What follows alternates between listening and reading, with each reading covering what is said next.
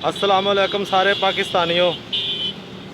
ये वाक़या है साहिवाल टोल प्लाज़ा का। साहिवाल टोल प्लाज़ा पर 4 पुलिस वालों ने मुझे रोक कर मुझसे पूछने लगे। मैं रिक्शा चलाता हूँ, एक आम आदमी हूँ, मैं रिक्शा चलाता हूँ। मुझे उन्होंने रोक कर जाते ही गाली निकाली। गाली निकालने के बाद मुझे कहते हैं दफ़ा चुतारी हुई है, तुम्हें बंद करना है। मैंने उनकी बहुत मिन्नत समाजत की। मैंने कहा मैं अपने बूढ़े माँ बाप का इलाज करने के लिए उकाड़ा से आरफ वाला जा रहा हूँ ऑपरेशन के लिए।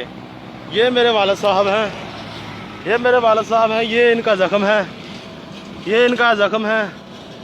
इस ज़ख्म को कहीं घर पर रखें तो वो कहते हैं भाई स्मेल आ रही है, किसी डॉक्टर के पास ले जाएं तो कहते हैं प्राइवेट इलाज कराओ। प्राइवेट इलाज के पैसे इकट्ठे किए थे मैंने रिक्शा चला चला के। उन पुलिस वालों ने मुझे रोक कर मुझे गालियां निकाली, मुझे मारा पीटा, मेरे पैसे भी छीन लिए।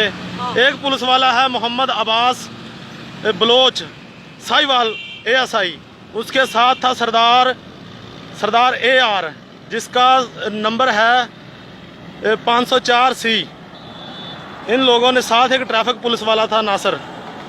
इन्होंने टोल प्लाज़ा साहिवाल के ऊपर मेरे साथ बहुत ही इन्होंने ज़्यादती की है।